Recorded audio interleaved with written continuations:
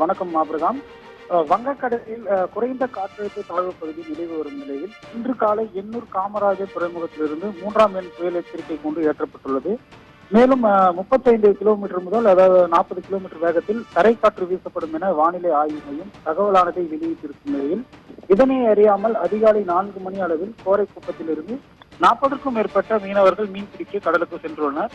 கடலின் காற்றின் வேகம் அதிகரித்ததாலும் மேலும் புயல் எச்சரிக்கை கொண்டு ஏற்ற தகவல் தெரிவிக்கப்படாததாலும் கரைக்கு திரும்ப முடியாமல் அந்த மீனவர்கள் கடும் சிரமத்திற்கு உள்ளாகியுள்ளனர். ஆனால் கடல் அலை உயரமாக அடித்ததன் காரணமாகவே கரைக்கு படகுகள் வர முடியாமல் ஒன்றின் பின் ஒன்றாக கவிழ்ந்து ஆரம்பித்துள்ளது. இதன் காரணமாக மகேஷ், அஜித், அருள், குமார், தேசப்பன் ஆகியோருக்கு சொந்தமான 5 மீன்பிடிப்பு படகுகள் கடலில் கவிழ்ந்து விபத்தானது ஏற்பட்டுள்ள நிலையில் அந்த படகானது மூழ்கிய நிலையில் மீட்பு பணிகளானது சக மீனவர்கள் படகுகளை மீட்கும் பணியில் ஈடுபட்டு வருகின்றனர். மேலும் டிராக்டரின் உதவியோடு படகுகளை கரைக்கு இழுத்து ஒரு மேடான பகுதிக்கு கொண்டு செல்லும் பணியை மேற்கொண்டு வருகின்றனர். இச்சம்பவம் பழவேற்காடு பகுதியில் பெரும் பரபரப்பை ஏற்படுத்தியுள்ள நிலையில் மீன்வளத்துறை அதிகாரிகள் முன்கூட்டியே மீனவர்களுக்கு இது குறித்தான தகவல்களை அளித்திருக்க வேண்டும் எனவும் எண்ணூர் துறைமுகத்தில் ஏற்றப்பட்ட 3ஆம் எண் புயல் எச்சரிக்கை கூண்டு குறித்தும் மீனவர்கள் எந்தவித தகவல்களும் தெரிவிக்கப்படவில்லை என்ற ஒரு குற்றச்சாட்டு எழுந்துள்ளது. ஆபிரகாம்.